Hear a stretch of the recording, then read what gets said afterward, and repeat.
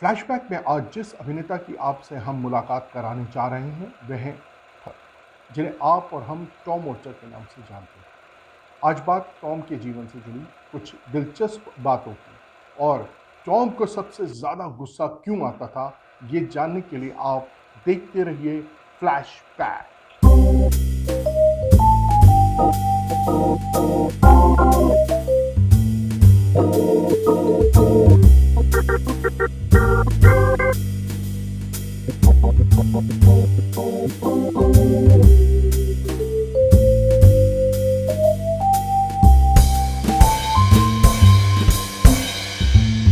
Tom का जन्म 22 जून 1950 मसूरी में एक अमेरिकन मिशनरी परिवार में हुआ था। टॉम के दादा 1916 में यूएस से मद्रास आए थे। वहां से ये पहुंचे लाहौर। टॉम के पिता का जन्म सियालकोट में हुआ। विभाजन के बाद टॉम के दादा ने पाकिस्तान में रहना तय किया और टॉम के पिता परिवार सहित भारत में रहने आ गए। टॉम अक्सर लोगों से इस बात पर गुस्सा हो जाते थे जब कोई उनके हिंदुस्तानी होने पर सवाल उठाता था। एक बार का तो गवाह मैं भी हूँ, जब रांची के एक होटल में उनसे रिसेप्शन पर पासपोर्ट मांग लिया गया था। उफ, कितना भड़के थे टॉम उस। उन्हें बहुत बुरा लगा था कि उन्हें हिंदुस्तानी नहीं समझा जाता। टॉम ने अपने शुरुआती दौर में कई काम किए, लेकिन उनके जीवन में मोड़ तब आया जब उन्होंने राजेश खन्ना की फिल्म आराधना देखी। इस फिल्म को देखने के बाद उन्होंने फैसला किया कि उन्हें अब अभिनेता बनना है। टॉम ने कहा भी था कि वह मुंबई राजेश खन्ना बनने के लिए आए थे। उन्होंने film and television institute Pune में अभिनय का प्रशिक्षण रोशन तनेजा से लिया और अभिनय के मैदान में कूद गए। देवानंद की फिल्म साहिब बहादुर में उन्हें पहला ब्रेक मिला, लेकिन रामानंद सागर की चरस उनकी पहली प्रदर्शित फिल्म थी। मनोज कुमार की फिल्म क्रांति से उन्हें पहचान मिली।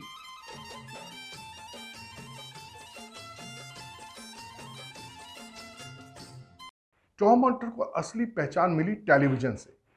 सीरियल जुनून में उनके निभाए किरदार केशव कलसी ने उन्हें घर घर में पहुंचा दिया। इसके बाद जवान संभाल के ने भी उनकी लोकप्रियता को बढ़ाया। अदबी कॉकटेल में वे खालिस उर्दू में बोलते एंकर की भूमिका में दिखाई दिए। कभी तो हंसाए, कभी ये रुलाए जिंदगी। वाह दोस्तों, नाजरीन, एक तो मेरी इस आवाज को बर्दाश्त करने के लिए बहुत बहुत शुक्रिया और हमारे लिए इंतजार करने के लिए बहुत बहुत शुक्रिया।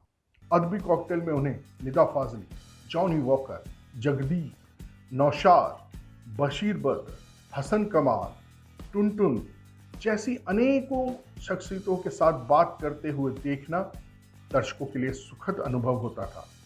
टॉम वॉल्टर के बारे में आपको ये जानकर आश्चर्य होगा कि वह मोबाइल फ़ोन का इस्तेमाल नहीं करते थे। उनकी आदत थी कि रोज़ रात को वह अपनी मेल अवश्य चेक करते थे।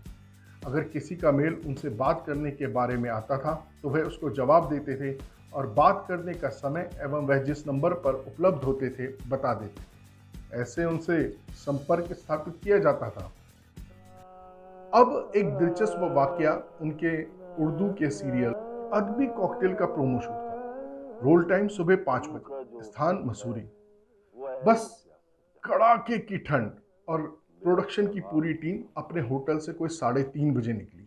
अंधेरे, कोहरे और ठंड का डर नहीं था उसे, बस डर था तो कहीं ये टॉम साहब को दिया टाइम मिस ना हो जाए। डर जायज था। बड़ी मुश्किल से समय मिला था। चैनल को प्रोमो भेजना था।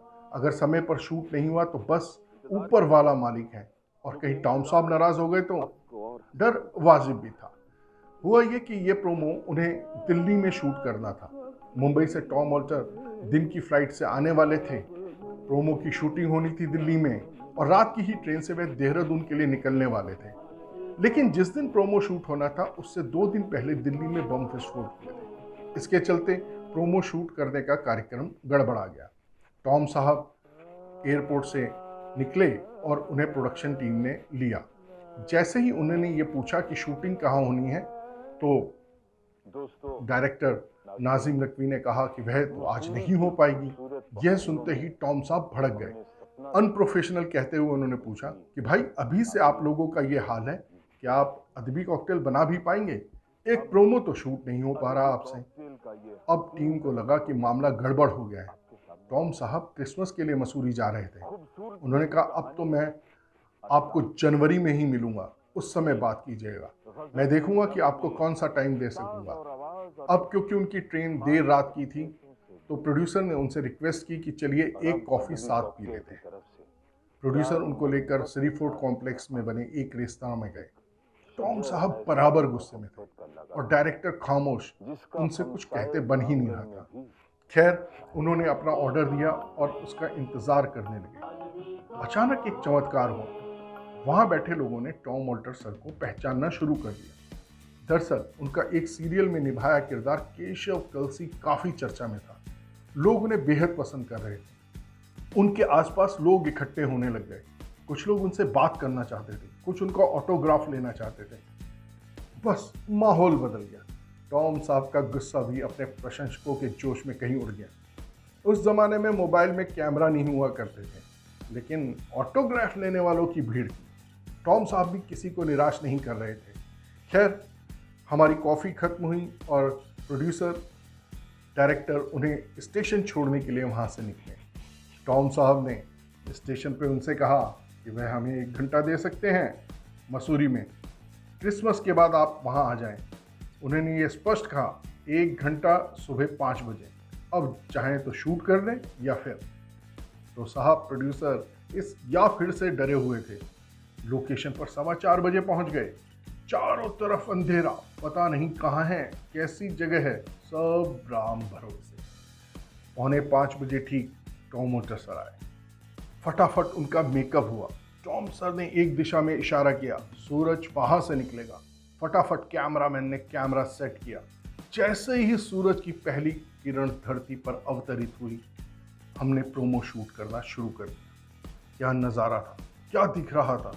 बस 15 मिनट मिले शूट करने के लिए, क्योंकि जैसे ही सूरज ऊपर की ओर बढ़ा सारा आकाश बदल गया। लेकिन उन 15 मिनट में प्रोमो शूट हो गया। फुटेज देखकर टॉम वॉल्टर सर बहुत खुश थे। दिल्ली वालों के बारे में उन्होंने राय तब तो नहीं बदली, लेकिन बाद में फाइनल प्रोमो देखने के बाद उनकी राय बदल गई। अनुशासन एवं सहृदयता का जैसा समन्वय उनके व्यक्तित्व में था, वह कम ही लोगों में देखने को मिलता है।